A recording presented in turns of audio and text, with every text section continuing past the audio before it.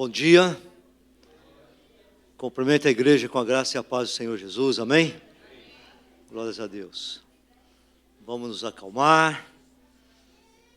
Esse é o momento de nós já elevarmos nossos corações, nossos pensamentos ao nosso Senhor, para a honra e glória do nome de Jesus.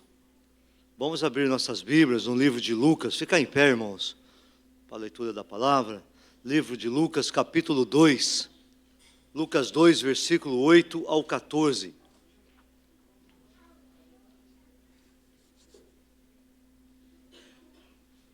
A palavra do Senhor nos diz: havia naquela mesma região pastores que viviam nos campos e guardavam o seu rebanho durante as vigílias da noite. E um anjo do Senhor desceu aonde eles estavam, e a glória do Senhor brilhou ao redor deles, e ficaram tomados de grande temor. O anjo, porém, lhes disse: não temais, eis que vos trago boa nova de grande alegria, que o será para todo o povo. É que hoje vos nasceu na cidade de Davi o Salvador, que é Cristo o Senhor. E isso vos servirá de sinal: encontrareis uma criança envolta em faixas e deitada em manjedoura.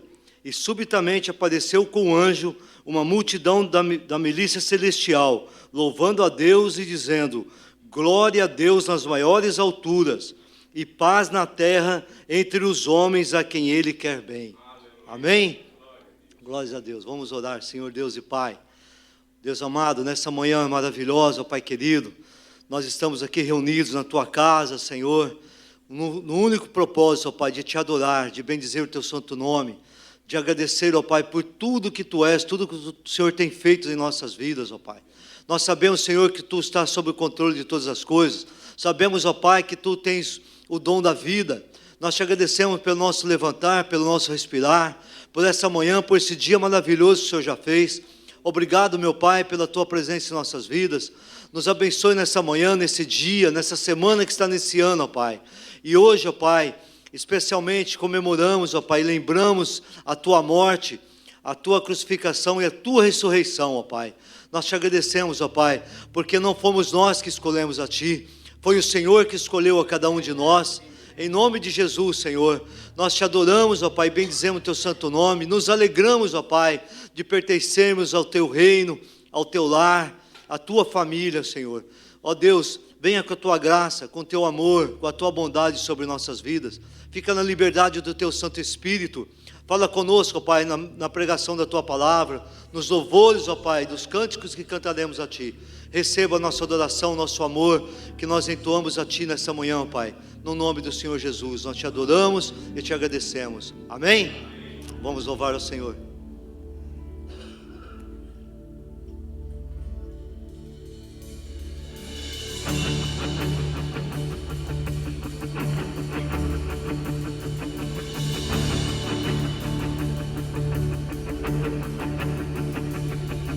I raise a hallelujah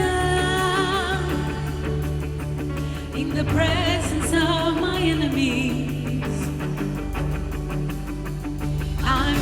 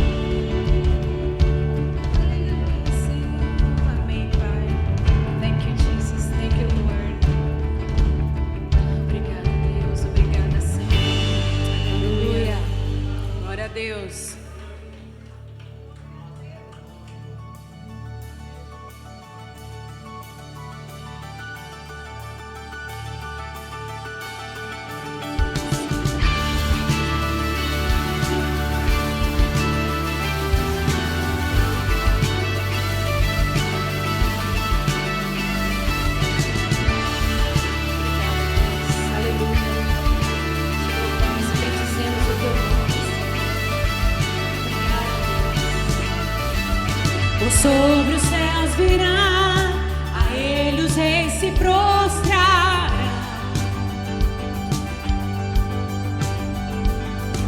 Cadeias quebrará e os corações o adorarão, pois quem impedirá o Senhor? Quem é Ele?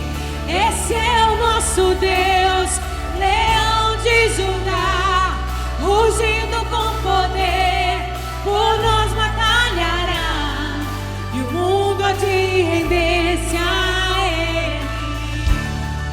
Esse é o nosso Deus, Cordeiro imolado, seu sangue derramou por nossos pecados, e o mundo há de render-se ao Cordeiro e ao Leão, e o mundo há de render-se a Ele.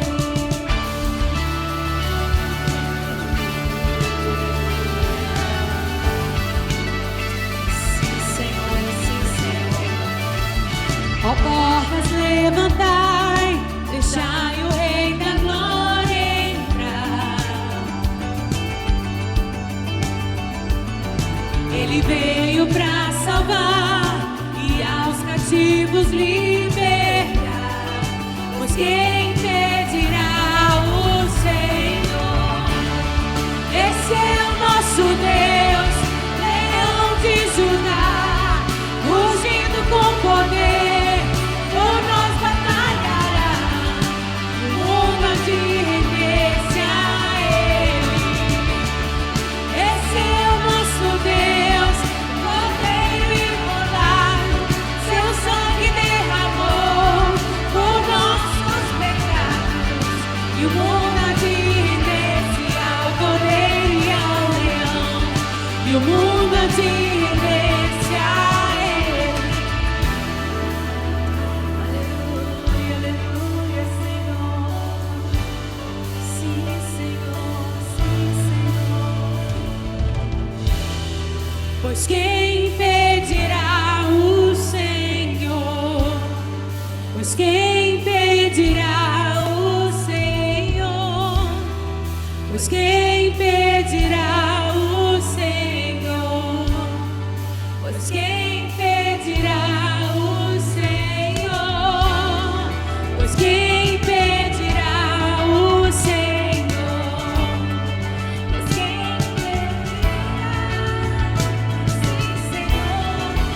Quem impedirá o Senhor? Pois quem impedirá? Aleluia, sim, Senhor. Quem te impedirá, Senhor? Aleluia. Esse é o nosso Deus, Leão de Judá, rugindo com poder, por nós batalhará, e o mundo há de render-se a Ele. Esse é o nosso Deus, Cordeiro imolado, seu sangue derramou por nossos pecados, o mundo há de render-se a Ele, o mundo há de render-se a Ele.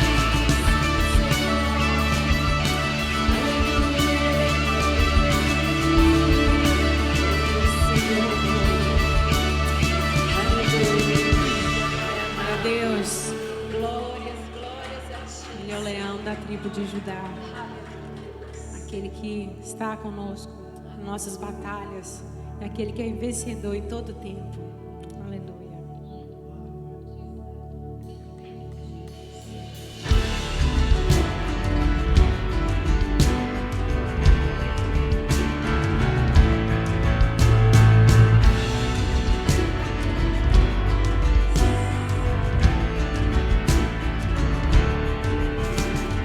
Quero estar ao pé da cruz, que tão rica fonte corre franca, salutar, de Sião do monte. Se na cruz sempre me glorio, e por fim descansarei,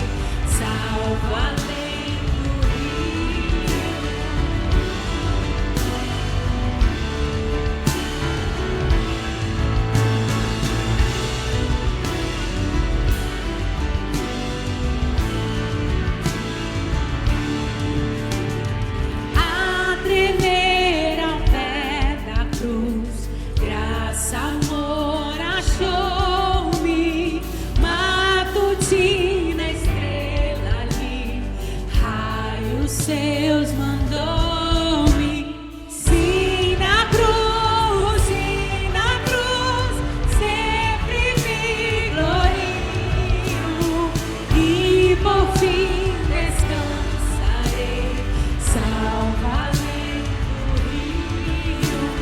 Sim, na cruz, sempre me glorio, e por fim descansarei, salvo além do rio. Dessa cruz desejo aqui sempre recordar-me, dela sombra, Salvador, queiras abrigar-me.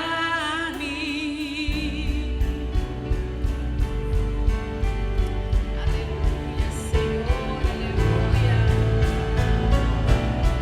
Oh, Deus poderoso, justo, verdadeiro, aleluia. Vou na graça me gloriar, sempre na cruz eu esperarei, firme até o dia chegar, quando afinal te encontrarei. Vou na graça me gloriar, sempre na cruz eu esperarei, firme até o dia chegar, quando afinal te encontrarei. Sim, na cruz, sempre me glorio, e por fim descansarei, salvo além do rio. Sim, na cruz, sempre me glorio, e por fim descansarei, salvo além do rio. Junto à cruz Anda em fé, sem temor vigio, firme até a pátria ver, santa além do rio. glória a Deus. Bendito é o nome do Senhor. Paulo diz que não se gloriava que não fosse na cruz de Cristo, não é? Glória a Deus por isso. Ainda de pé, queridos, nós vamos orar, como nós fazemos todo culto. Às vezes entrou alguém aqui passando por alguma dificuldade, alguma luta, às vezes na área financeira, na área conjugal, familiar, às vezes na dependência de um trabalho, ou talvez pessoas enfermas. Gostaria que a gente continuasse orando pelo pai da Márcia, ele precisa da nossa oração. Continuar orando pelo meu cunhado, Jarbas, né? Vamos continuar intercedendo em favor dele, né? E do Júlio, cunhado da Jandira, meu concunhado, também recuperando de uma cirurgia, e ao recuperar da cirurgia teve uma trombose nas duas pernas, então, mas graças ao bom Deus está recuperando bem. Vamos continuar intercedendo por ele, tá bom? Você que veio aqui hoje, que trazendo consigo uma dificuldade, uma luta, um problema, talvez está deixando você ansioso ou preocupado, coloca isso diante do Senhor também.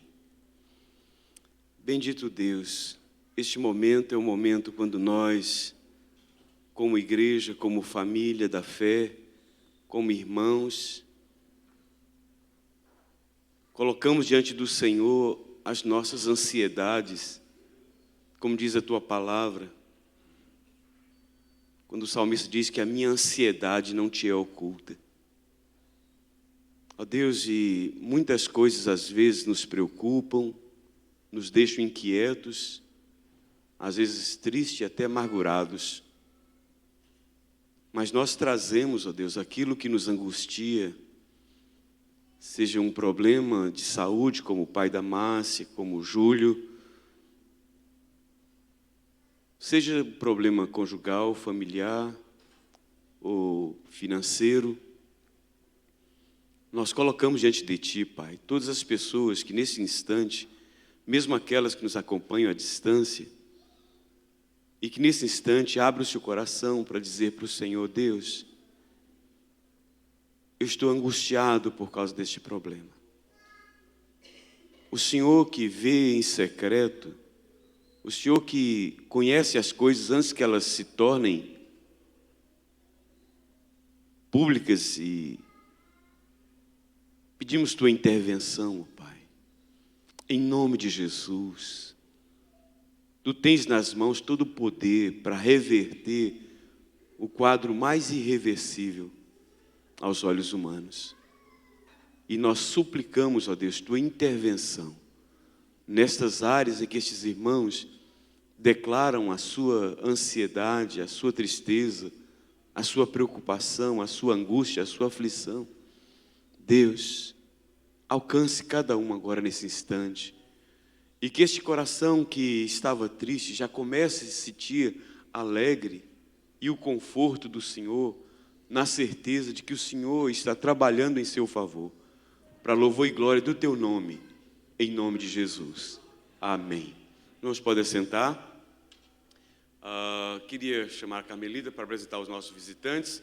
Já de antemão, quero dar as boas-vindas a todos aqueles que nos visitam, não é? E dizer da nossa alegria em tê-los aqui em nosso meio nesta manhã. E a alguns que nos acompanham também à distância, agradecer por você estar sempre participando das nossas lives, orando para que o Senhor alcance o seu coração com graça e esteja ministrando ao seu coração. Paz do Senhor, igreja. O Salmo 22 fala: alegrei-me quando me disseram, vamos à casa do Senhor. Domingo é um dia da gente levantar e se alegrar e ensinar para os nossos filhos, vamos subir ao monte, né? Então, estamos alegres hoje, todos estão aqui, os membros, os visitantes, que a gente possa ser grato todos os dias por estarmos aqui. Amém?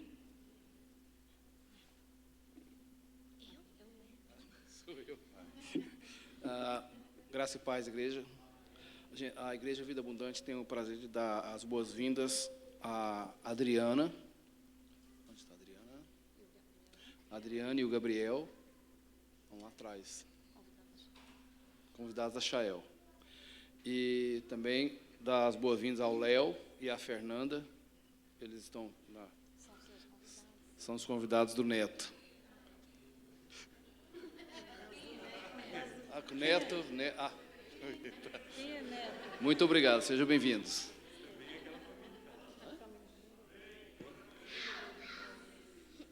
E quem veio para a segunda vez, seja bem-vindo também.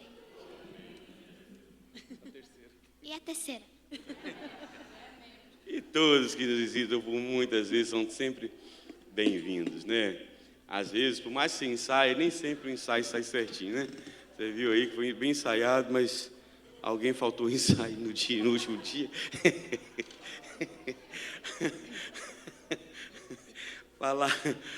Gostaria que você prestasse bastante atenção, porque eu tenho alguns comunicados. Eu poderia fazer após o culto, não é? Porque eu não gosto muito de estar dando muita aviso, assim, especialmente, né, tempo de televisão é tão caro, né? E a gente fica aqui, está sendo filmado para o mundo inteiro. Então, mas eu preciso fazer porque algumas pessoas que nos assistem online, de repente gostariam de participar, então vai tomar conhecimento.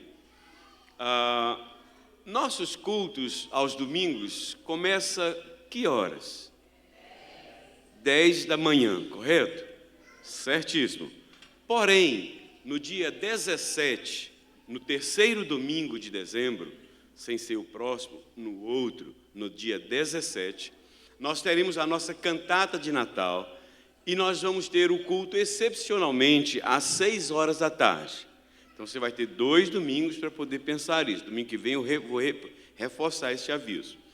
No dia 17, o culto não será às 10 horas da manhã, excepcionalmente será às 6 horas da tarde. Não é? Nós teremos a nossa cantata de Natal, seguida do nosso jantar de Natal, seguido do nosso amigo o nosso amigo da onça, né? O nosso famoso e tradicional amigo secreto. Agora eu queria dar uma palavrinha aqui, como é que vai ser já de antemão, para que não tenha nenhuma surpresa, ninguém diga, eu não fui avisado. Como é que será o procedimento? As crianças, os juniores de 10 anos para cima, irão participar do amigo secreto com os adultos, porque eles já entendem aquele processo de se precisar. Pra você ter uma ideia, tem gente que tem 60 anos e ainda tem dificuldade de devolver o presente que o outro deu. Eu imagino uma criança com menos de 10 anos, ainda mais quando é um presente aquele que ele gostaria tanto, lá, né? Então quero dizer para os pais e para as crianças que as crianças até 10 anos irão participar com os adultos. 10 anos para baixo irão participar, fazer esse amigo entre eles. Os pais devem, os presentes que vocês vão trazer, já pode começar a trazer domingo que vem, já vai deixando aqui na frente. Nós estabelecemos um valor de $10 para cima, tá bom? $10 para cima. Acho que isso não vai pesar para ninguém e vai ser muito bom. Então, de $10 para cima vai ser o valor do presente, ok? Entendido? Qual é o dia que o culto vai ser às 6 horas da tarde? Dia 17. E nós teremos o culto pela manhã nesse dia? Não. Nós teremos o culto às 6 horas, no dia 17, seguido do nosso almoço de Natal. Queria saber se eu estava prestando atenção do nosso jantar, porque não tem almoço meio-dia, né? Embora eu sempre almoço e janto quase que duas junto, né? Então, nesse dia não tem o almoço, vamos ter o jantar, depois do culto, e depois do culto o nosso amigo, né? O nosso amigo Urso. Então, já pode trazer os presentes na próximo domingo. Todos participarem, hein? Exato. Quem trouxer com antecedência, naturalmente, sempre que quando é feito com antecedência, a possibilidade de ser uma coisa mais bem organizada é muito maior, né? Trazer presente extra, quem deseja fazê-lo. Gente, se alguém, porventura, estiver pensando em doar um carro, é melhor que o faça para a igreja, porque vai dar muito problema. Porque se alguém... Você imagina um negócio desse, irmão. Se um copo lá de Paris fica com dificuldade. Então, imagina a chave de um carro. Então, fica aí. Terceiro lembrete. No dia 24, que é o domingo seguinte, o culto volta ao horário normal, às 10 horas da manhã. Nesse dia, nós não teremos o almoço de Natal, porque nós vamos ter tido o nosso jantar. Por que isso? Para que as famílias tenham condições de ficar juntos nesse dia e almoçar junto. Normalmente as famílias gostam de fazer isso junto, então a gente está mudando essa programação exatamente para atender as famílias, ok? No dia 24 teremos apenas o culto, mas o almoço nós não teremos, a menos que vocês nos convidem para almoçar na sua casa, né? Dia 31 vai dar no sábado. Nós teremos o culto da virada no dia 31, às 9h30 da noite.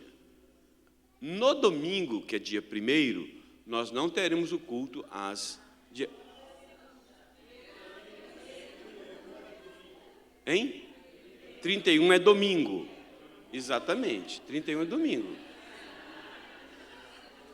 É como eu disse, dia 31 é domingo. E aí, é muita informação, né? Muita informação. Então, dia 31 é domingo, nós não teremos o culto pela manhã, nós teremos o culto da virada no dia 31, às 9h30. Aí sim teremos o nosso famoso jantar, que é um jantar mais light, né? O Atos e o pai dele estão fazendo uma feijoada lá do Tumiritinga, porque é só coisa leve, né? O pessoal do Tumiritinga, né, Duda? Faz coisa, torresmo, essas coisas assim, não entra, né? Só... É brincadeira, gente. Se alguém está pensando em não vir por causa da feijoada, é brincadeira. Vai ser uma coisa mais leve, só frutinhas, outras coisas assim que acompanham. Você sabe, né, irmãos? nesse horário, meu estômago dificilmente aceita só frutas. Então, mas vai ser uma coisa mais suave, porque o horário já vai estar tarde, não é verdade? Então, está dado aí a nossa lembrete. Este momento é um momento, especialmente dos membros da igreja. Quem é visitante não deve sentir-se constrangido, né, em trazer, em ofertar aqui. Esse é um privilégio que nós, membros da igreja, temos de trazer no altar nossos dízimos e ofertas, como expressão de culto e de louvor ao nosso Deus. Aí alguém pergunta, pastor, mas se eu que não sou membro da igreja, se eu quiser ofertar, aí você deve fazer de livre por você mesmo, mas não deve sentir-se constrangido pela liderança dessa igreja, tá bom? Só se você for movido no seu coração em fazê-lo. Do contrário, não se sinta constrangido em ter que vir aqui à frente em trazer alguma oferta. Só mesmo se você tiver no coração esse desejo de fazer. Vamos ficar de pé, vamos cultuar o Senhor.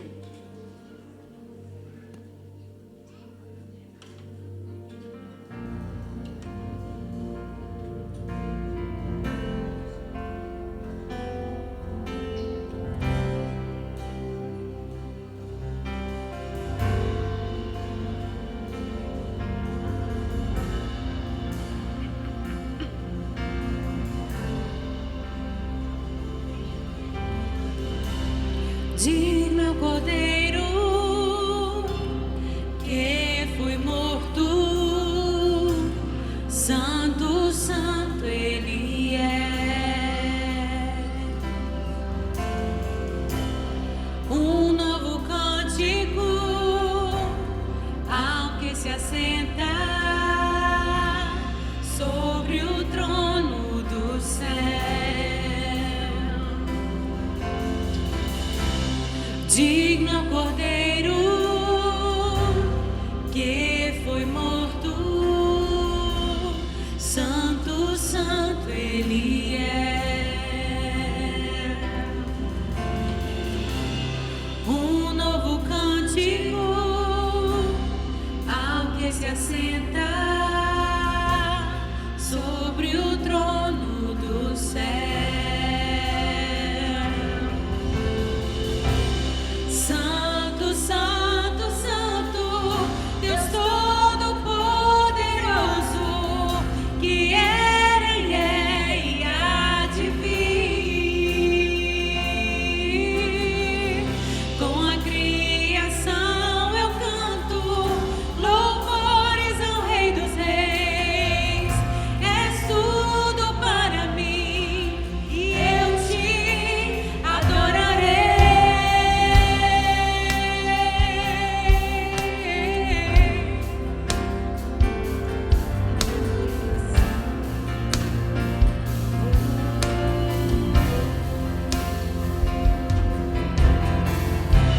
Está vestido do arco-íris,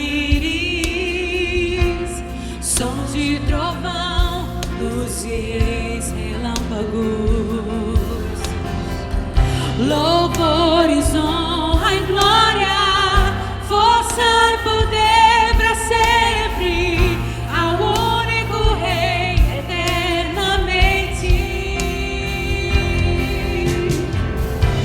Santo, santo, santo, Deus Todo-Poderoso, que era e é e há de vir. Com a criação eu canto louvores ao Rei dos Reis. És tudo para mim e eu te adorarei.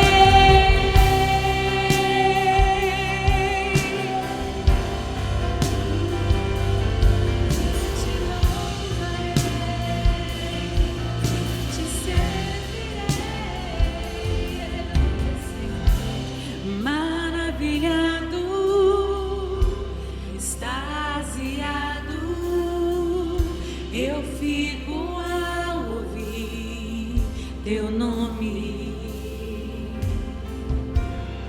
Aleluia, Senhor, aleluia, aleluia, glorificado Deus, Rei dos Reis, Senhor dos Senhores, aleluia, aleluia.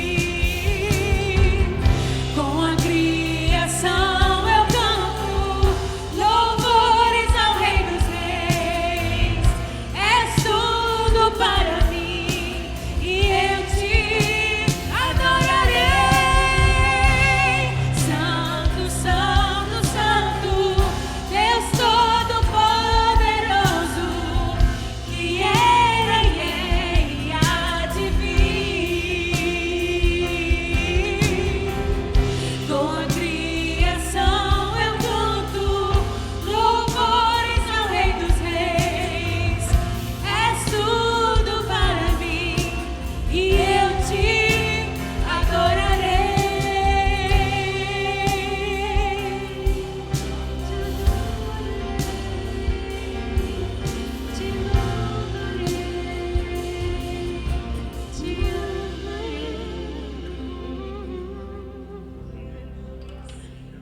Antes que venham aqui à frente.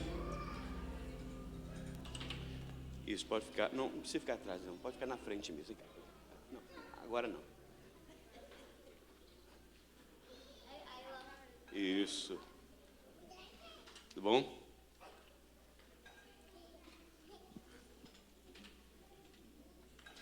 Deus amado, abençoe os professores da ministração a estas crianças para que a palavra ensinada possa alcançar o coração delas.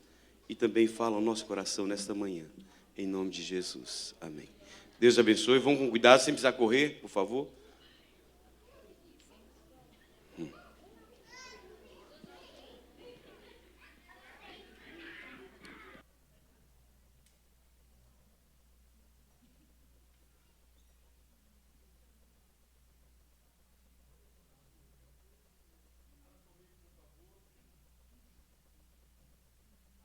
Por favor, a sua Bíblia, no livro de Atos, no capítulo 20. Nesta sequência de mensagens, estamos pregando o livro de Atos, essa é a mensagem de número 64. Atos, capítulo 20, versos 1 a 6.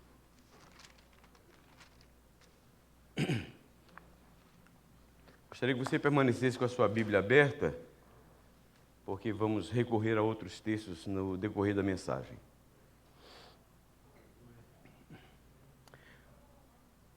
Os irmãos se lembram que Paulo está em Éfeso. Aqueles que eram adoradores da deusa Diana, Éfeso era a sede, eles se sentem, especialmente os ourives, se sentem ameaçados com a pregação de Paulo e levantam uma confusão na tentativa de impedir Paulo de pregar a palavra. E diz assim: cessado o tumulto, Paulo mandou chamar os discípulos e, tendo-os confortado, despediu-se e partiu para a Macedônia. Havendo atravessado aquelas terras, fortalecendo os discípulos com muitas exortações, dirigiu-se para a Grécia, onde se demorou 3 meses. Tendo havido uma conspiração por parte dos judeus contra ele, quando estava para embarcar rumo à Síria, determinou voltar pela Macedônia. Acompanharam-no até a Ásia, Sópatro, de Bereia, filho de Pirro, Aristarco e Secundo, de Tessalônica, Gaio, de Derbe, e Timóteo, bem como Tíquico e Trófimo, da Ásia. Estes nos precederam, esperando-nos em Troade. Depois dos dias dos pães asmos, navegamos de Filipos e em 5 dias fomos ter com eles naquele porto onde passamos uma semana. Que Deus aplique a sua palavra ao nosso coração. Os irmãos podem assentar. Vamos ater aqui, irmãos, a palavra.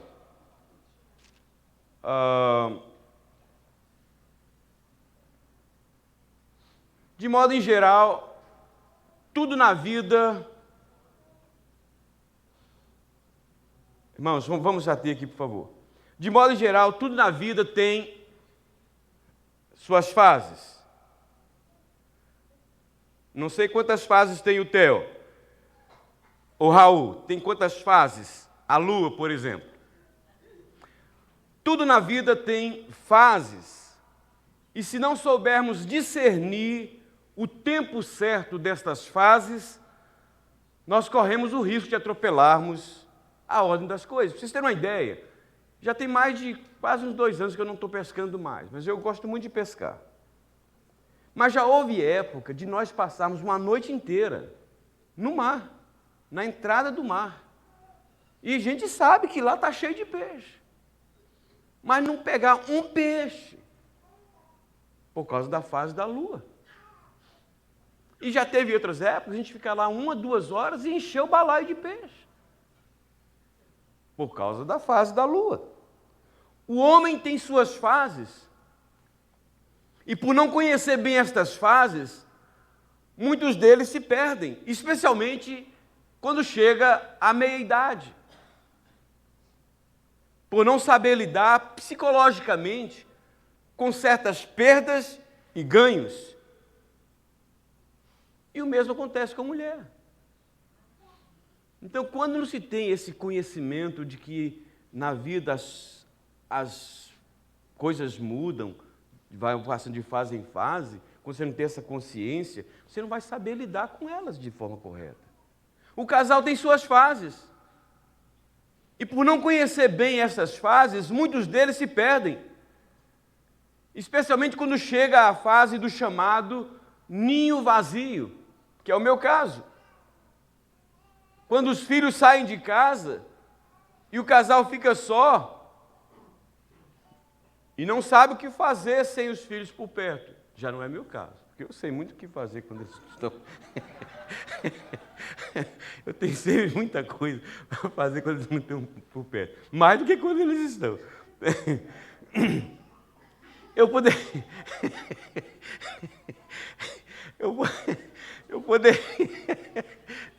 A gente, eu não sei o que eles estão pensando, não, mas ok. Deus está vendo, viu? Viu, Tayara? Quero conversar com vocês ali depois, viu? Vocês... E outros aí que deram umas olhadinhas para mim ali, uns risinhos meio maroto, tá bom? Quero conversar com vocês depois do culto, tá? Eu poderia passar aqui mais tempo falando, por exemplo, das fases da lua, das plantas e de tantas outras coisas mais. Mas eu quero me ocupar um pouco mais para falar das fases dos planos, ou do plano de Paulo em visitar a Macedônia, a Ásia, chegando até Roma, por ocasião do final da sua 3ª viagem missionária. E é sobre isso que eu quero lhes falar nesta manhã. Até mesmo planos têm fases. E quando a gente não fica atento a estas questões, a gente atropela a ordem das coisas e às vezes um plano que era bom fica ruim, ou torna-se ruim, porque a gente não soube discernir e perceber qual o tempo de cada parte desse plano. E pensando nas fases que o plano de Paulo passou, mesmo que ele não as planejasse, eu quero falar com vocês nessa manhã sobre o tema as 3 fases do plano de Paulo. E mostrar, talvez alguém pergunte, o que é que isso tem a ver comigo hoje? Você vai descobrir. A palavra de Deus está aqui e serve para o que aconteceu no passado e o que acontece hoje no presente. A primeira fase foi a fase da idealização do plano. A fase da idealização do plano.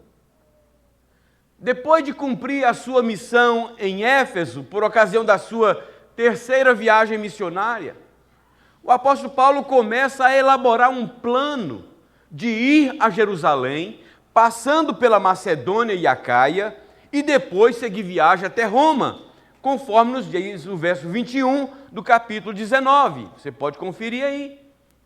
Quando diz assim: cumpridas estas coisas, Paulo resolveu, no seu espírito, ir, quando ele estava ainda em Éfeso, ele resolveu no seu espírito, fez um plano de ir a Jerusalém, passando pela Macedônia e Acaia, e considerando, depois de haver estado ali, importa-me ver também Roma. Através de relatos como este, o historiador Lucas nos mostra de uma maneira bem discreta o tipo de pessoa que era o apóstolo Paulo. Primeiro, ele mostra que Paulo era um sonhador, era um homem que tinha muitos planos. Mas, por outro lado, nos mostra que ele não se atropelava nem atropelava ou sobrecarregava os que o acompanhavam com seus planos. Não há nenhum problema em se ter muitos planos, em sonhar fazer muitas coisas. O problema está em atropelarmos com tantos sonhos e com tantos planos, sem levar nenhum ao seu final. Segundo, ele mostra que Paulo era um sonhador, era um homem que tinha muitos planos, mas não interrompia um plano para começar outro, a menos que a situação o exigisse. Interromper um plano para começar outro, sem concluir o que começou, pode nos levar a lugar nenhum e nos deixar frustrados com Deus, com a vida, com os outros, como se a culpa fosse deles e não nossa. Terceiro, ele mostra que Paulo era um sonhador, era um homem que tinha muitos planos, mas era claro naquilo que idealizava e planejava fazer. Em sua mente estava muito claro o que ele queria fazer. Mas não era só em sua mente, porque muitas vezes os planos estão muito claros na nossa mente, para nós. Mas as pessoas que estão ao nosso redor, com quem nós compartilhamos, o que às vezes nós vamos depender deles, eles não conseguem entender, de tão complexo que está, de tão obscuro que está. Mas aqui não. O biógrafo de Paulo registrou todos os passos que ele pensava em dar. Ele disse, olha, eu quero ir a Jerusalém, passando pela Macedônia, depois e Acaia, e depois de haver estado ali, importa-me ver também Roma. Ele dá o roteiro bem claro. É preciso ter clareza naquilo que se propõe a fazer, para não se perder no meio do caminho, como tem acontecido com muitas pessoas que sonham em fazer as coisas, ou uma coisa, mas depois, com a falta de clareza do plano que se deseja executar, acaba deixando o projeto inacabado, acarretando um grande prejuízo para si. Quarto, ele mostra que Paulo era um sonhador, era um homem que tinha muitos planos, mas era um homem organizado. O verso 22 nos diz que ele, tendo enviado à Macedônia 2 daqueles que ele ministravam, Timóteo e Erasto, permaneceu algum tempo na Ásia. Organização é fundamental para o bom êxito do que se está planejando. Sem ela, muitos planos e projetos que tinham tudo para dar certo, acabam se perdendo ao longo do caminho. E mais uma vez eu quero chamar a sua atenção aqui para a informação que Lucas nos dá, quando ele começa o texto dizendo o seguinte: cumpridas estas coisas, Paulo resolveu no seu espírito ir a Jerusalém. Você conseguiu ver a maneira como ele age? O que ele cumpriu antes de levar adiante o seu novo plano? A missão que Deus o havia confiado em Éfeso. Só a partir da conclusão desse trabalho é que ele se dispôs a começar um outro projeto. Talvez seja essa uma das razões do porquê muitos de nossos planos não prosperam, não vão adiante, chegam até mesmo a morrerem no seu nascedouro. Primeiro, porque não conseguimos definir o plano que queremos, de tantos planos que nós temos. Segundo, porque antes de terminar um plano, já estamos desenvolvendo outro, deixando o plano que estava sendo desenvolvido para trás no esquecimento. Terceiro, porque não temos clareza do que fazer, de como fazer e onde chegar. E quarto, porque não temos organização de ideias naquilo que nos propomos fazer. Eu creio que a exortação de Jesus, feita por Jesus, a respeito da importância de analisar e avaliar melhor o que estamos nos propondo fazer, pode nos ajudar a entender melhor o que estou dizendo aqui. Eu vou ler o que está lá em Lucas, que Jesus fala, lá em Lucas capítulo 14, que diz assim, versos 28 a 30. Jesus pergunta: Pois qual de vós, pretendendo construir uma torre, que tem um plano de construir uma torre, não se assenta primeiro para calcular a despesa e verificar se tem os meios para concluir? O plano pode ser bom, mas eu tenho recurso, eu tenho as condições de fazê-lo? Para não suceder que, tendo lançado os alicerces e não podendo acabar, todos os que a virem zombem dele, dizendo: este homem começou a construir e não pôde acabar.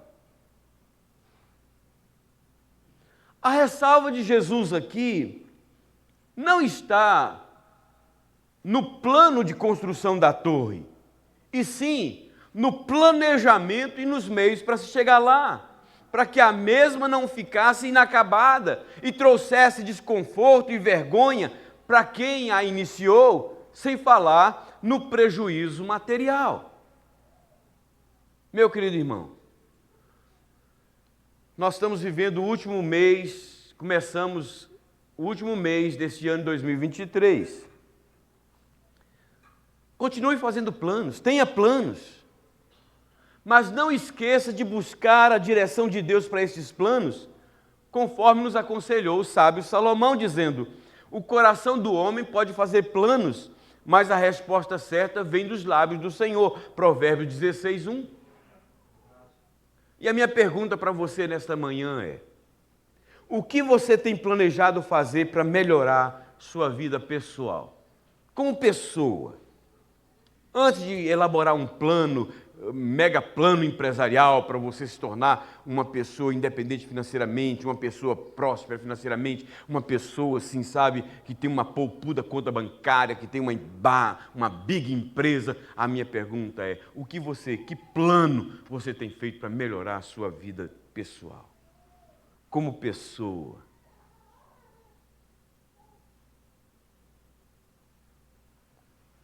Porque se nós não tivermos esse entendimento de que muitas vezes precisa passar por aqui primeiro antes de passar por cá,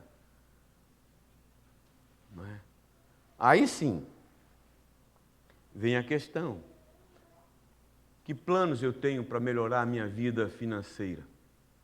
Que planos eu tenho para melhorar a minha vida conjugal, minha vida familiar, mas sobretudo, que plano eu tenho para melhorar a minha vida espiritual?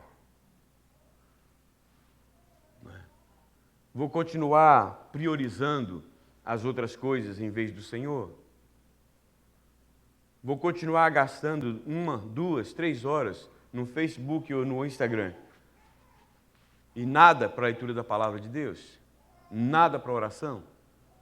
Vou continuar priorizando qualquer outra coisa na hora do culto, mas o culto é quando eu não tiver mais nada para fazer, que seja relevante? O que você planeja para a sua vida espiritual, para melhorar? A segunda fase, essa é a fase que muitos de nós não gostamos, e ninguém gosta. A fase da interrupção do plano. A fase da interrupção do plano. Ter um plano bem definido e saber onde quer chegar não é garantia de que vai dar tudo certo, de que tudo vai sair de acordo com o que foi planejado.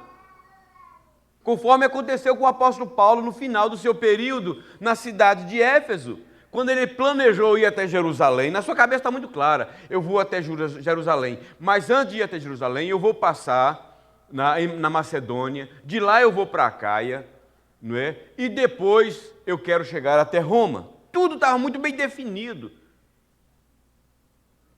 Quando ele tinha esse pensamento, e depois de elaborar esse plano, Lucas nos informa no verso 23 do capítulo 19, que por esse tempo houve grande alvoroço acerca do caminho. Por esse tempo. O tempo em que ele estava planejando em ir, em fazer aquilo que ele tinha idealizado. Agora, ao ver a confusão que estava sendo formada na cidade de Éfeso, e que tinha ele como pivô, Paulo resolve interromper ainda que temporariamente, os seus planos, até que ele tivesse condições de colocá-los em prática, conforme havia idealizado antes. É bom deixar bem claro aqui que não estava havendo abandono ou desistência dos planos, estava havendo sim bom senso para entender que aquele não era o melhor momento para se levar adiante o plano que havia sido traçado e que poderia ser colocado em prática em outro momento mais oportuno. E foi isso que Paulo fez, sem nenhum prejuízo do que foi idealizado, e é isso que muitos de nós não entendemos. Às vezes você vai precisar interromper um plano, não porque depende de você, mas porque por causa de circunstâncias que não dependem de você. E quando essas coisas acontecerem, nesse tempo, como diz aqui, por esse tempo houve grande alvoroço, e ele disse: não, eu não posso sair daqui deixando os meus irmãos que aqui foram feitos, aqui se converteram ao Senhor, e eu vou embora, vou deixá-los aqui entregues no meio dessa confusão. Não, eu vou interromper o meu plano da viagem, vou aguardar o momento certo, mas esse momento eu não deixo o meu plano em stand-by. E é isso que muitas vezes nós não entendemos. Às vezes as pessoas que nos cercam, que nos vê fazendo os planos, não entendem. E às vezes fica cobrando de você, mas você que precisa estar consciente disso. Você não pode aceitar a pressão de quem quer que seja para fazer algo que Deus tem te mostrado que não é o tempo certo de fazer. Porque depois é você que vai ficar com prejuízo e não a pessoa. A pessoa depois vai ficar de longe te criticando, te zombando. Você é o responsável para ter esse entendimento, porque Deus deu o plano para você, não foi para ele. Você compartilhou o plano. E não há demérito nenhum, não há vergonha nenhuma, não há prejuízo nenhum em você ter esse entendimento. Vou dar uma freada agora, para que as coisas se organizem. Ah, pastor, como eu disse ao irmão outro dia, eu tenho um plano de comprar, eu vim para cá, olha, eu fiz um capital no Brasil, lá no Brasil tua coisa está séria, está feia, eu vim para cá com uma boa grana para comprar aqui, dar de entrada em vários imóveis, mas com o juro a 7, 8, sei lá quantos por cento, fica difícil, né? Eu falei, pois é, talvez seria melhor você parar e pensar, se esse é o melhor momento para você investir. Mas é você que tem que ter o entendimento. Não é? Você que tem que ter o entendimento. Às vezes você chegou à conclusão de que você já tem uma boa entrada. Mas você vai ficar com 30 anos aí com um juro de 8%? 10%? Ah, pastor, me propôs. Às vezes pode até ser melhor do que pagar um aluguel, mas avalia, senta, faz o que Jesus falou, analisa. Você só não pode fazer as coisas movido pela pressão externa. Você tem que fazer com a consciência de que você está entendendo que esse é o momento certo de fazer. Não é? Paulo havia entendido que no meio de um grande alvoroço, como aquele que havia se levantado, não era o melhor momento para se colocar em prática o plano que ele havia traçado, e por isso ele o colocou em stand-by, até que as coisas se acalmassem e ele tivesse a tranquilidade de fazer aquilo que ele havia planejado, ainda mais que não dependia só dele, e havia outros que estavam envolvidos e que não precisavam da mesma segurança e tranquilidade para executar o plano que ele havia idealizado.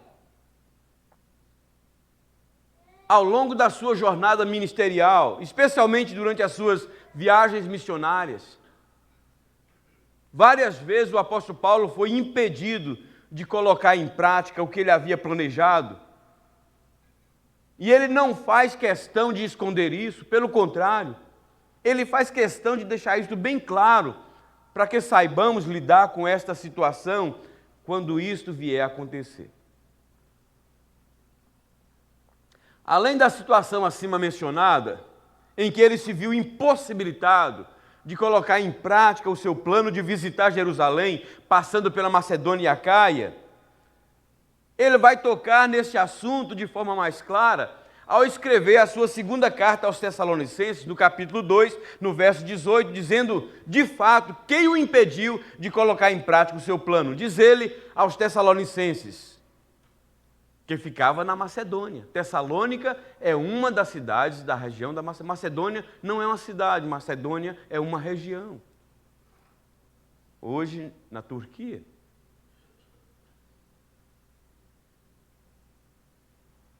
Olha o que ele diz aos crentes da Macedônia, da cidade de Tessalônica.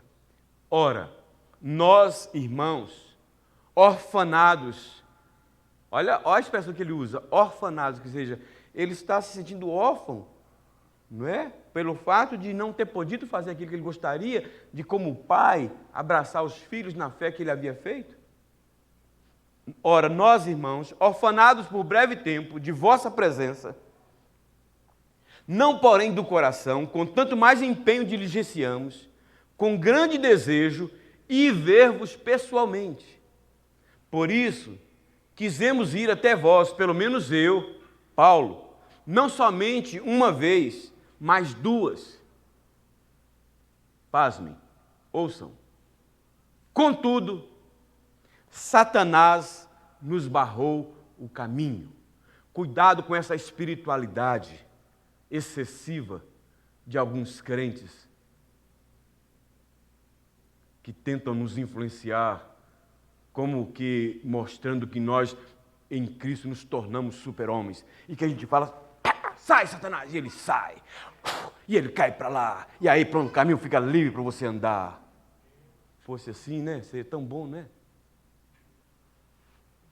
Paulo diz que por 2 vezes ele tentou avançar e não conseguiu. Ele foi barrado por Satanás. Agora, Satanás veio pessoalmente para fazer isso? Não. Ele usou essa turba daqueles judeus que levantaram contra ele e outros povos para se oporem a ele em avançar. E às vezes você não tem discernimento disso e fica revoltado quando você planejou de prosperar na sua empresa, de ir adiante e estava caminhando tudo tão bem. E daqui a pouco você viu surgir algumas questões e você fala assim, não, isso aqui não é normal, isso aqui não é natural, isso aqui é de ordem espiritual. Mas às vezes você não tem esse discernimento que é de ordem espiritual, você acha que é tudo no mundo natural. Aí você começa a guerrear com as suas guerras humanas, normais, naturais. E aí, você que sai derrotado, porque não se vence uma guerra espiritual lutando com forças humanas.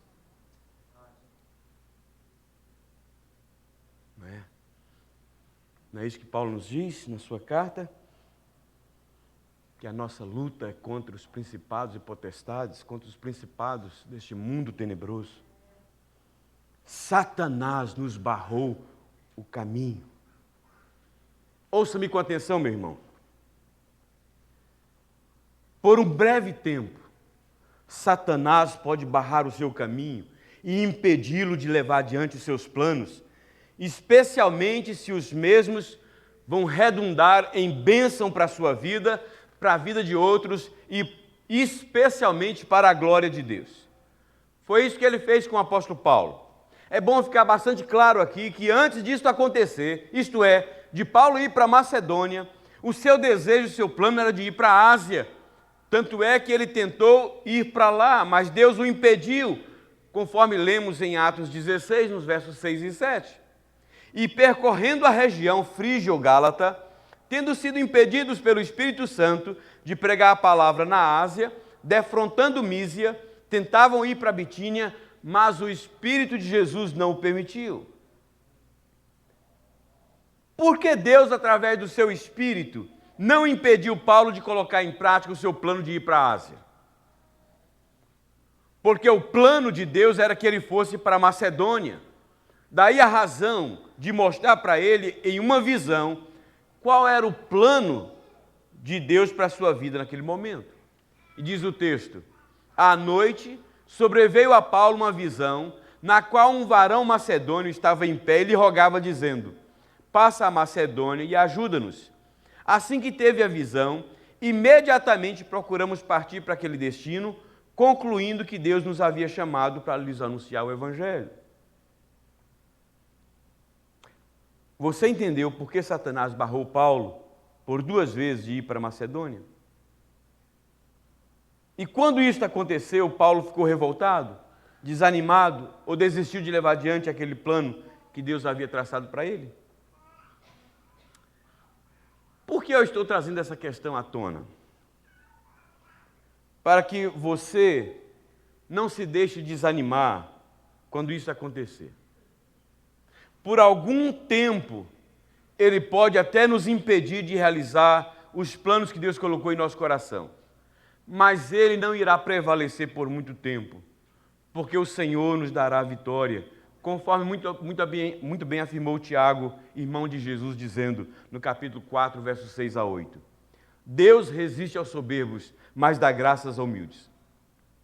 Sujeitai-vos, portanto, a Deus, mas resisti ao diabo, e ele fugirá de vós. Chegai-vos a Deus, e ele se chegará a vós outros. Com base no que falei até agora, eu quero destacar 2 coisas que eu e você devemos levar sempre em consideração quando nos encontrarmos numa situação em que somos impedidos de colocarmos os nossos planos em ação. Preste atenção aqui, isso é muito importante. Primeiro, quando Deus impede, nós vimos aqui que houve um momento que Deus impediu Paulo de ir para a Macedônia, de ir para a Ásia. Porque Deus o queria na Macedônia, mas Paulo queria ir para a Ásia. E Deus então impede Paulo de ir para a Ásia e abre uma porta dizendo: eu quero você em Macedônia. Mas logo na frente fala que Satanás, por 2 vezes, impediu Paulo de ir para Macedônia. Onde é que Deus queria que Paulo fosse? Macedônia. Onde Paulo queria ir? Para a Ásia. Quem impede Paulo de ir para a Ásia? Deus. Quem impede Paulo de ir para a Macedônia? Satanás. Você conseguiu juntar as 2 coisas? Por que Deus queria que Paulo fosse para Macedônia? Porque Deus tinha coisas tremendas para realizar na Macedônia através da vida de Paulo. Daí a razão porque ele não deixa Paulo ir para a Ásia. Fecha as portas. Vamos voltar à outra segunda pergunta. Por que Satanás não quer que Paulo vá para a Macedônia? Porque Satanás sabia que a presença de Paulo em Macedônia ia redundar na conversão de muitas pessoas. Preste atenção. Quando você estiver diante de uma situação onde você colocar os seus planos diante de Deus e esses planos não estiverem dando certo, que as portas estiverem se fechando, antes de você tentar forçar essa porta de ir, vai para o seu quarto, pergunta para o Senhor: é o Senhor que está impedindo? Ou é Satanás que está tentando me barrar? Se for Deus, se você tiver, porque a Bíblia fala que o Espírito Santo testifica com o nosso espírito. Quando você então voltar para o Senhor e tiver esse entendimento de que Deus é que está impedindo, é porque Deus está dizendo: eu tenho outra coisa melhor para você. Fique atento na direção que Deus vai te dar. Segundo, se você tiver o discernimento, o entendimento que é Satanás, não se dê por vencido por causa dessa dificuldade.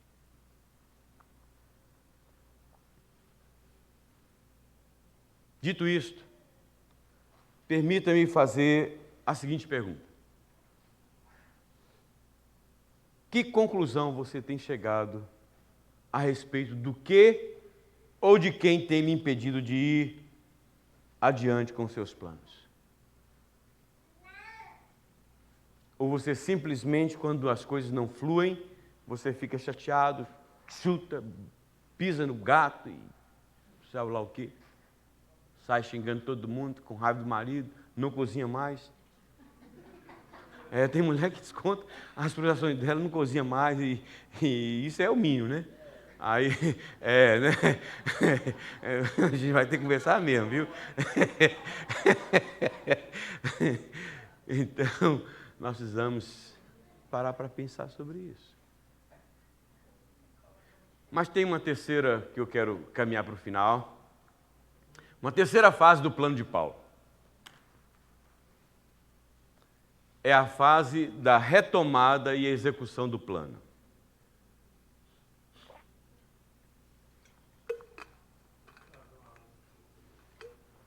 Essa aqui é da Copasa mesmo.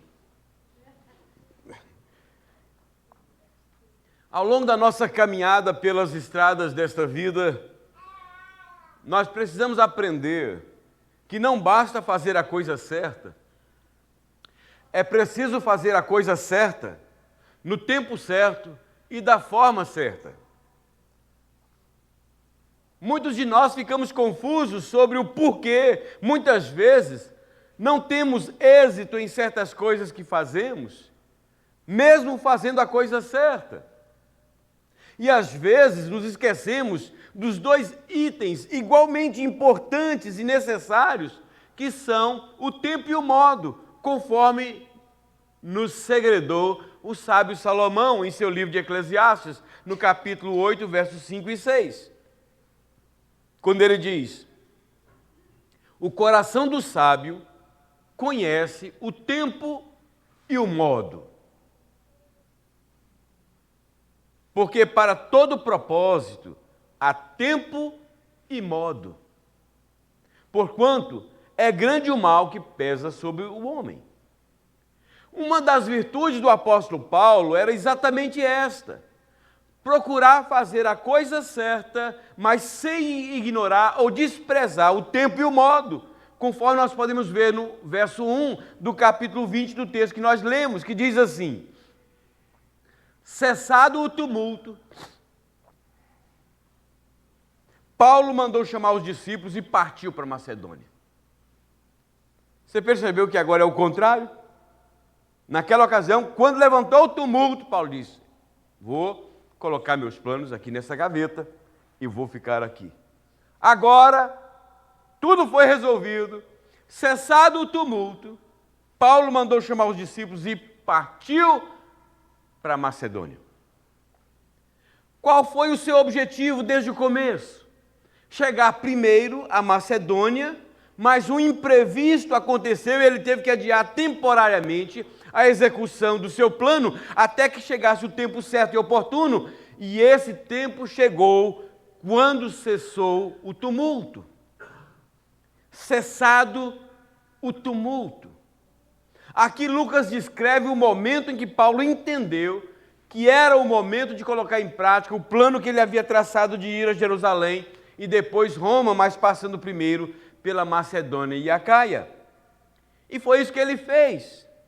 Mas não o fez no momento da confusão. Ele o fez no tempo certo e do modo certo. Quando isso acontece no tempo certo e do modo certo, por mais difícil que seja a nossa jornada, ou a jornada que nos separa do nosso alvo e do nosso objetivo, ela terá êxito e avançará em nossas mãos, conforme nós podemos ver nos versos 2 e 3 do texto que nós lemos, que diz assim: havendo atravessado aquelas terras, fortalecendo os discípulos com muitas exortações, dirigiu-se Paulo para a Grécia, onde se demorou 3 meses, tendo ouvido uma conspiração dos judeus contra ele. Quando estava para embarcar rumo à Síria, determinou voltar pela Macedônia. Quando se tem propósito naquilo que se planeja fazer, você não pode perder a oportunidade de executá-lo em seu devido tempo.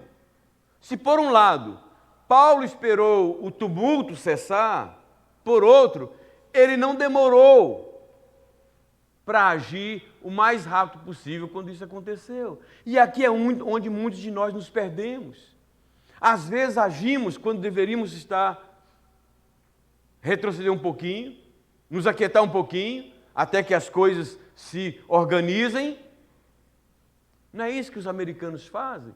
Desde a recessão de tempos da Primeira Guerra. Por isso que vocês aqui que trabalham na área da construção sofrem quando às vezes acontece qualquer ameaça do governo ou coisa parecida. O que o americano faz? Segura! Por que isso, irmãos? Por causa do que eles passaram em tempos passados. Em tempos passados, se você conhece um pouquinho da história, o americano passou até fome, não tinha nada para comer. No tempo da Primeira Guerra, da Segunda Guerra, no tempo da recessão. E depois eles se recuperam. E sempre que há uma situação nebulosa, o que eles fazem? Eles retêm o dinheiro. Por isso vocês que trabalham na construção ficam com dificuldade, porque eles falam assim, agora não é hora de eu fazer aquela cozinha maravilhosa que minha mulher está querendo. Agora não é hora de eu fazer o quê? Aquela reforma da casa inteira. Vamos segurar para ver o que vai acontecer. Ou eu estou falando que não é verdade? Vocês sabem disso, de vez em quando. Agora vocês estão nadando de braçada, né? Está nadando de braçada, tá? Por enquanto a coisa ainda está fluindo bem. Mas qualquer coisa que ameaça, é uma guerra que estoura lá, é uma situação que estoura lá de cá, eles segura. Reflexo de tempos passados, onde eles passaram muitas necessidades. E ele diz, epa, eu preciso segurar agora. Porque agora não é tempo de gastar. Né? Agora não é o tempo de gastar. Eu creio que nós temos duas grandes lições a aprendermos aqui. Primeira, a de não colocar em prática um plano no momento desfavorável à sua execução. Às vezes o plano é bom. Às vezes a ideia é boa, mas o momento não é o melhor. Não é o melhor. E o que você vai fazer se você agir? Você vai comprometer um plano bom.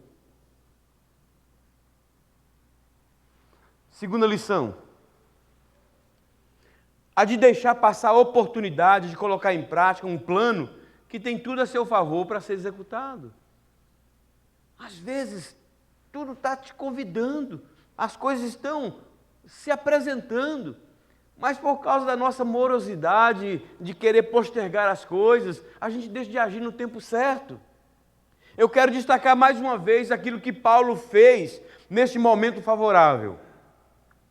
Diz o texto que ele, havendo atravessado aquelas terras, chegou onde ele queria e fez o que pensava em fazer, que era fortalecer os discípulos com muitas exortações.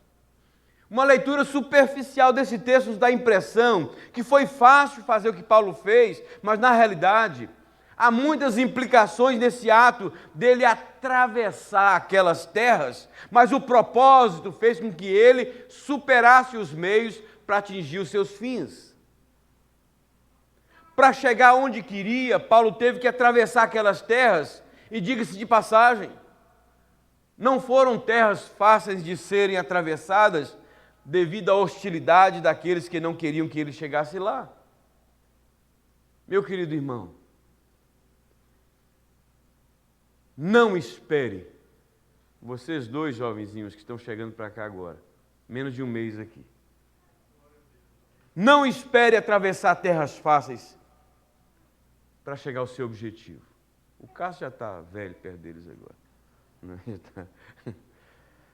Não espere atravessar terras fáceis para chegar ao seu objetivo. É ou não é? Você está atravessando terras fáceis? Não. O verso 3 nos diz que um tempo depois de colocar em prática a retomada do seu plano de ação e de avançar naquilo que ele havia proposto, Paulo teve que enfrentar uma conspiração dos judeus contra ele, fazendo com que ele voltasse para a Macedônia antes de prosseguir o seu plano para a Ásia. Creio que entre as pessoas que me ouvem neste momento, inclusive aquelas que me acompanham pela mídia social, haja algumas que estejam precisando seriamente reconsiderar a ideia de retomar o seu plano de antes. mas precisa retomar o seu plano de ação, sabendo que situações adversas irão surgir, mas que elas não devem ser encaradas como obstáculos para fazê-los desistir ou se darem por vencidos. O verso 4 do texto que lemos nos diz que vários irmãos acompanharam Paulo até a Ásia. Vou para Jerusalém, passando pela Macedônia e Acaia, passando pela Ásia, até chegar na Ásia e depois a Roma. E onde é que esses irmãos o acompanham? Até onde? Até a Ásia. Acompanharam-no até a Ásia Sópatro de Bereia, filho de Pirro, Aristarco e Secundo de Tessalônica, Gaio de Derbe, Timóteo, bem como Tíquico e Trófimo da Ásia. Até onde esses irmãos acompanharam Paulo? Até a Ásia. Sabe o que isso significa dizer? Significa dizer que você não está sozinho. Por maior que seja o número de pessoas que surgem para se oporem à sua caminhada em direção ao seu objetivo, contudo, Deus vai sempre se encarregar de colocar gente no seu caminho para ajudá-lo a chegar no seu objetivo final. Tudo que você precisa fazer é confiar no Senhor e seguir em frente.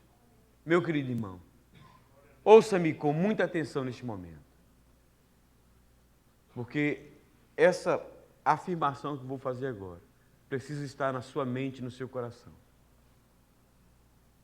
Se o plano, que por algum motivo foi interrompido, se esse plano é algo que tem a bênção e a aprovação de Deus, e esse motivo que causou essa interrupção da sua execução já não existe mais, então eu quero encorajá-lo a retomá-lo o mais rápido possível.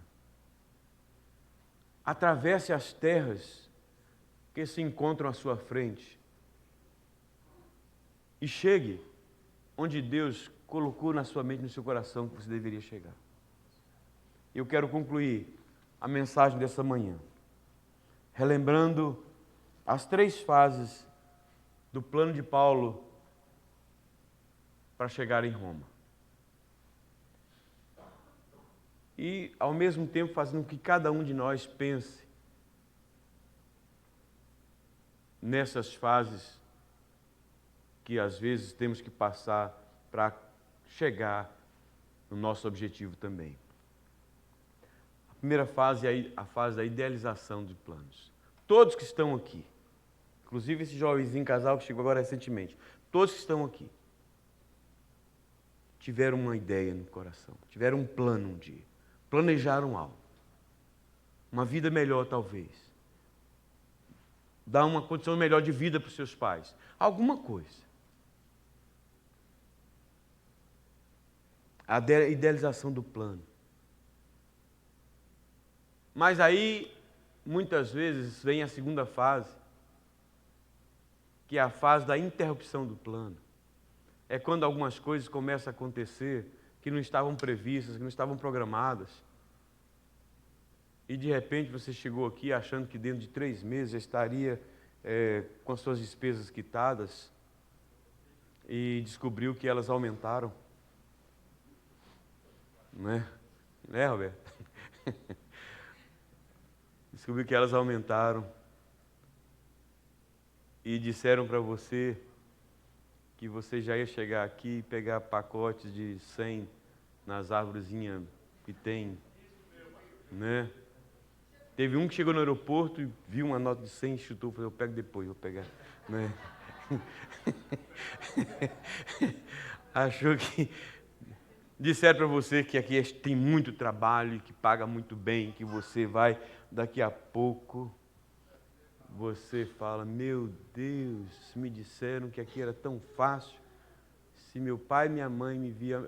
Ontem eu fui carregar um lixo com a Jandira e estou com as costas aqui, não aguento mais tanto doer. Vamos carregar um lixo ali do quintal ali, E tinha muita pedra pesada. E a minha cunhada falou assim, eu achei que ia ficar só visitando os lugares. Pensou muito mal. Se você pensa em ficar mais tempo aqui, esse negócio vai piorar. Ela falou assim, estou pensando em ir embora.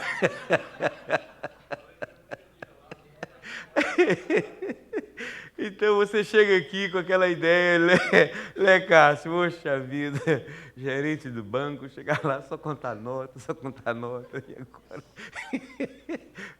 agora não consegue contar nem nota de um, que não tem muito. Aí descobriu que tem mais bill do que nota. Meu Senhor, nunca vi tanto bilhete para pagar. Então, veio a interrupção dos planos, é quando começa a acontecer algumas coisas que não estavam no script, ninguém falou isso para você, ninguém fala essa coisa para ninguém, né? Você vai descobrir quando chega aqui, né? Então é complicado, como disse o meu sobrinho. Tio Cacá, cheguei ontem, descobri que parece que estou com um problema no dente ciso, e ele tinha acompanhado a namorada dele, e acho que só nesse negócio de tirar um dente ciso, ficou em quase $2.000. Disse, ai, eu estou morrendo de medo. Não, eu conheço gente que tira de graça. Essas coisas ninguém conta para você. Você só descobre quando chega aqui, aí fala assim, agora, vou abrir mão dos meus sonhos, dos meus planos? Tem a fase, esteja certo, tem fases que vão tentar interromper seu... Mas eu queria falar que tem uma terceira fase. É a fase da retomada e execução do plano. Né? Retomada e execução do plano.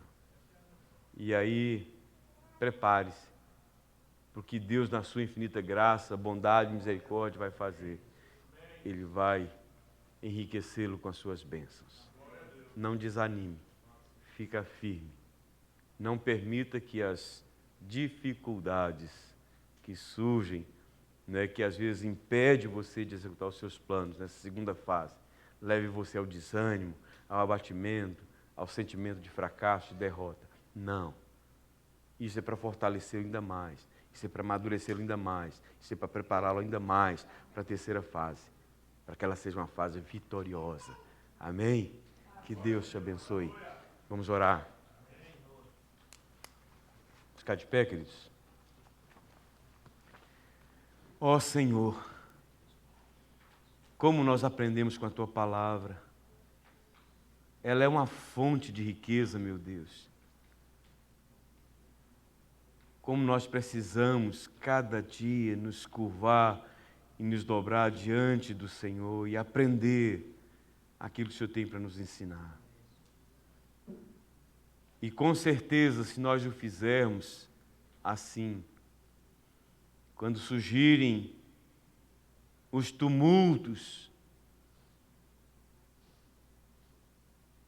que se levantam para nos parar, para nos impedir de ir adiante, nós vamos entender que isso é uma fase, que ele vai passar e que o Senhor vai proporcionar um tempo bom para levarmos adiante aquilo que se colocou em nosso coração. E vamos, ó Deus, ter vitórias nessa caminhada. Ó Deus amado, dá-nos olhos para enxergar aqueles que não são agentes do Senhor, que muitas vezes se colocam do nosso lado, que são agentes do mal, que são colocados para nos desviar do Senhor, da Tua palavra. Mas dá-nos sensibilidade para perceber aqueles que o Senhor coloca para nos ajudar a cumprir este propósito. Em nome de Jesus. Amém. Vamos cantar, queridos.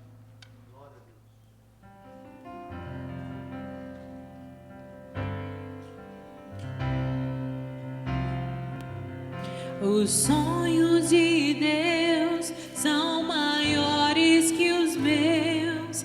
Ele vai fazer o melhor por mim. Ele vai além do que eu posso ver. Ele faz o que eu não posso fazer. Os sonhos de Deus são maiores que os meus. Ele vai fazer o melhor por mim. Ele vai além do que eu posso ver. Ele faz o que eu não posso fazer. Deus vai cumprir os seus planos em mim. Ele vai fazer o que Ele apraz. Sou pequeno e falho, mas Ele é Deus. Ele só faz o melhor pelos seus. Deus vai cumprir os seus planos em mim. Ele vai fazer o que lhe apraz. Sou pequeno e falho, mas Ele é Deus. Ele só faz o melhor pelos seus. Acredito, sim. Acredito, sim. Acredito, sim, que Deus vai fazer o impossível em meu viver. Acredito, sim. Acredito, sim. Acredito, sim, que Deus vai fazer o impossível em meu viver. O impossível Deus vai fazer.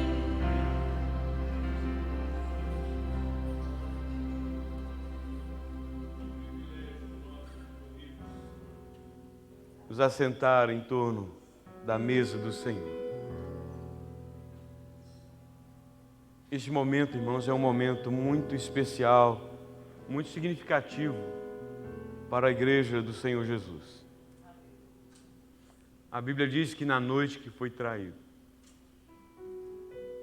quando Jesus reuniu seus discípulos, ele participa da Páscoa com seus discípulos.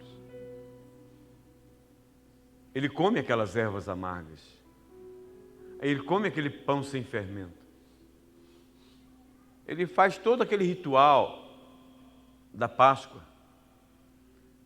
Porque aquele ritual relembrava a libertação de 430 anos do jugo do Egito, do povo de Israel sobre o jugo do Egito.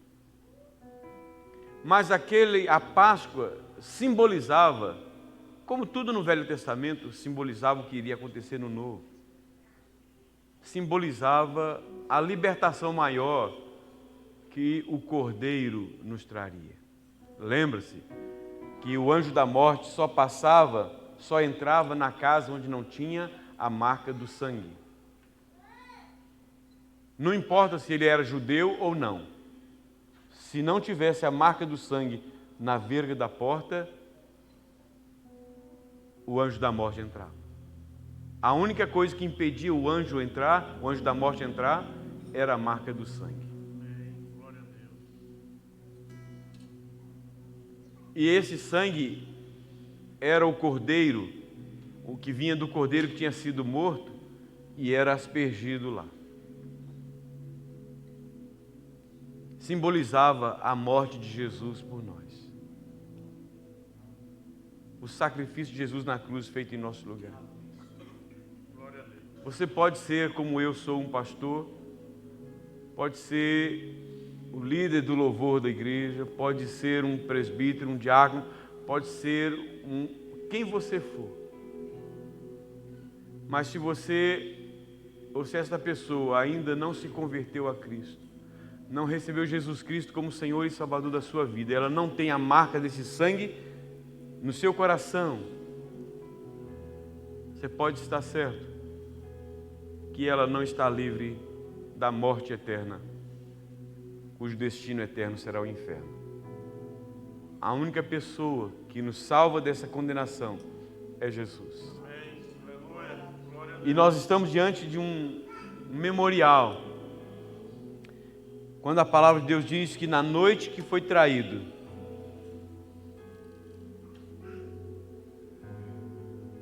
o Senhor Jesus tomou o pão, partiu e deu aos seus discípulos, dizendo: tomai e comei, isto é o meu corpo que é dado por vós, fazei isto em memória de mim.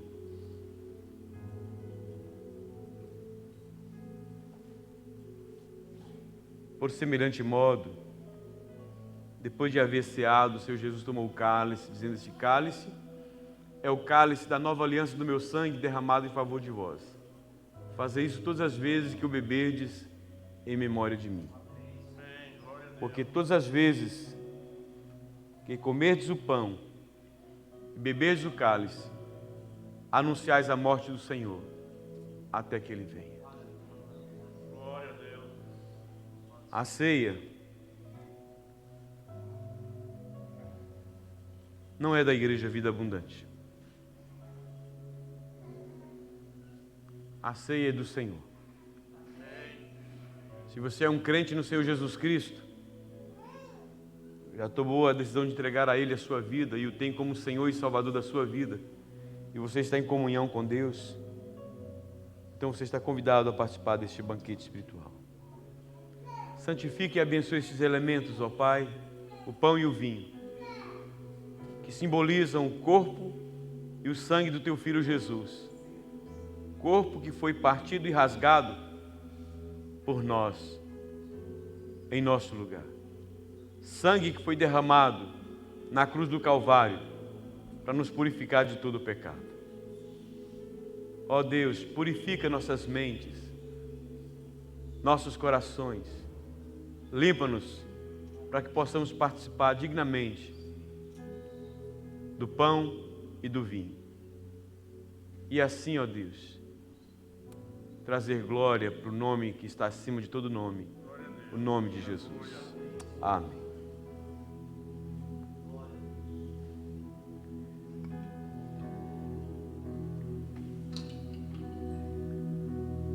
Você vai reter o pão até que todos possamos comer juntos.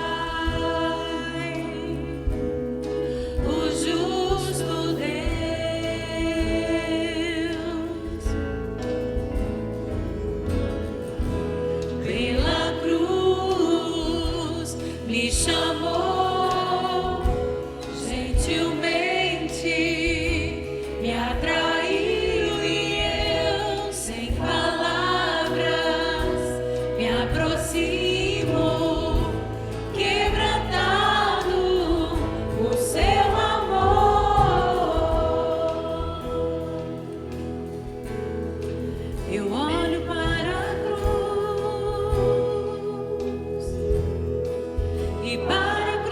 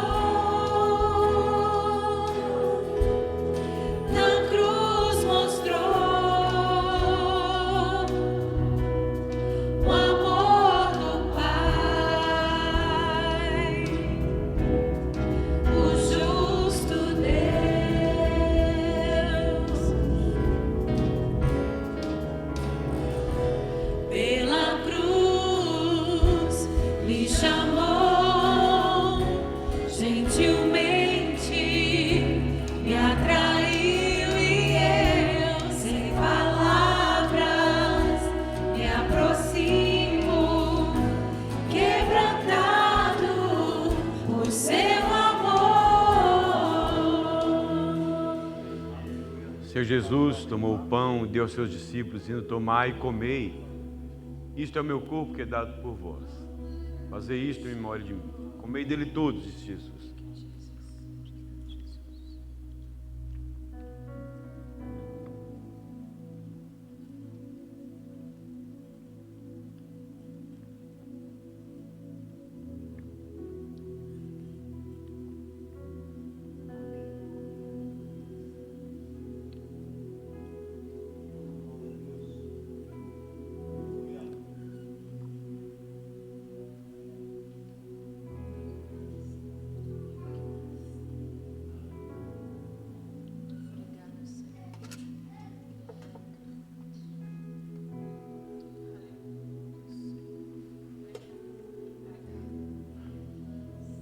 Todos aqueles que participaram do pão devem participar também do cálice.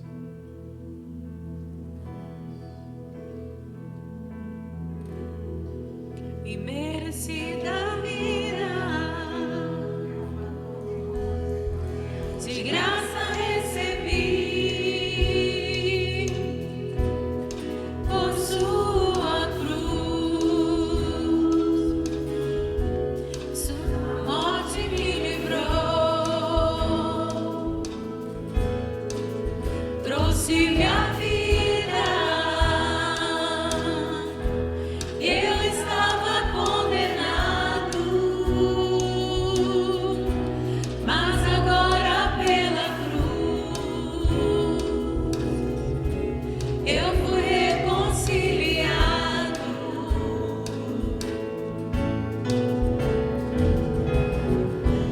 Pela cruz me chamou,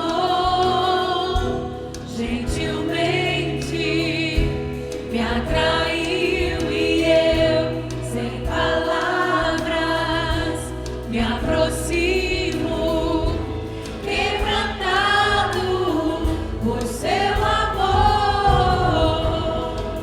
Impressionante é o seu amor.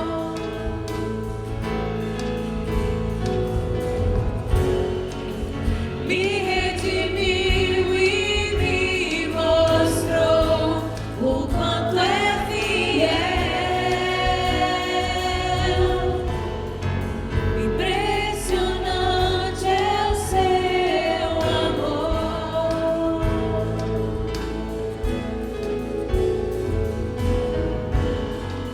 E me redimiu e me mostrou o quanto é fiel. Pela cruz me chamou, gentilmente me atraiu e eu, sem palavras, me aproximo, quebrantado por seu amor.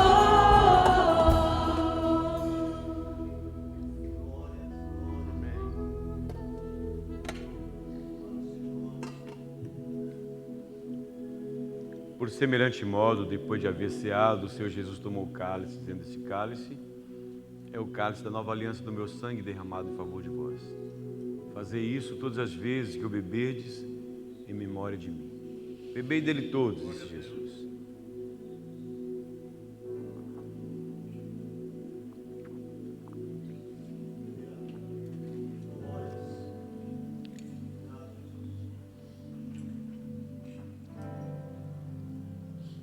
Os evangelistas nos informam, irmãos, que logo depois ele cantou um hino com seus discípulos. Significa dizer que ele não deixou a amargura da traição tomar conta e impedir que ele levasse adiante a missão que ele veio cumprir, de morrer em nosso lugar. E nós vamos cantar também o cântico que temos sempre cantado: porque ele vive, eu posso crer no amanhã. Uma alegria de todo o nosso coração. Deus enviou seu Filho amado pra me salvar e perdoar. Na cruz morrer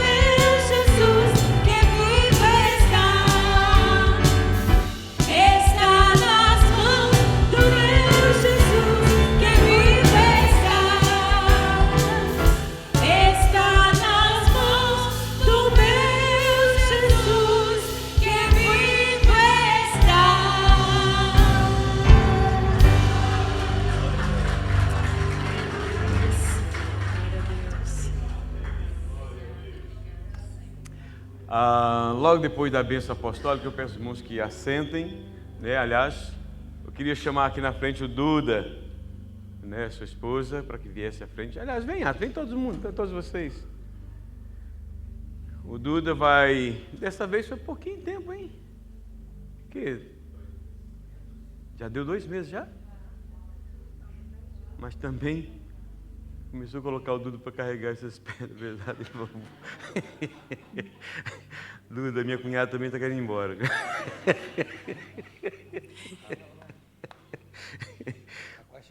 Está quase chegando.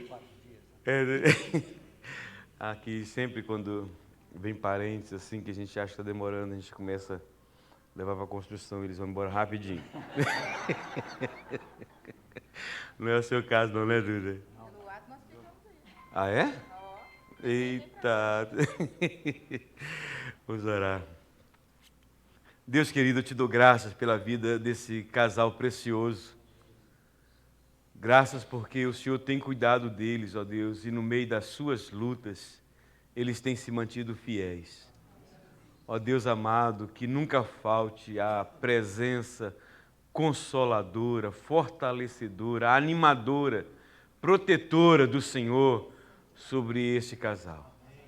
Deus, sabemos das lutas pelas quais o Duda tem passado na área da saúde, mas louvado seja o teu nome, porque o Senhor o tem ajudado, tem dado vitórias também, e nós te damos graças, ó Pai, graças por esse tempo que ele esteve entre nós, ó Deus, graças em saber que o Senhor vai continuar cuidando dele. Quando ele se prepara para retornar, que a boa mão do Senhor, ó Deus, mantenha-se estendida sobre eles, levando-os em paz, como o Senhor os trouxe em paz. Assim nós os abençoamos em nome de Jesus. Amém. Deus abençoe, Duda. É quarta? Quarta. Você acha que até terça dá para fazer aquela muqueca? Depois a gente conversa sobre isso. Esse casal chegou aqui e o filho dele, eu não vou falar que é, me prometeu uma muqueca. Meu pai vai fazer uma muqueca, se o homem está indo embora, e eu estou com um pensamento, como é que vai ser? Tem até terça-feira para definir essa questão. Depois eu falo com os demais irmãos qual dia. Eu vou impetrar a bênção apostólica, os irmãos vão ficar só um pouquinho para eu dar uma breve instrução para os irmãos. Mais uma vez queremos agradecer àqueles que nos visitam, dizer que vocês são todos bem-vindos em nome de Jesus. Que a graça maravilhosa do nosso amado Senhor e Salvador Jesus Cristo, o amor de Deus, nosso eterno Pai, a doce comunhão, a consolação, o poder do Espírito Santo seja sobre todos nós, irmãos, sobre todo o povo de Deus na face da terra, hoje e para sempre. Amém. Amém. Deus abençoe. Os irmãos podem sentar.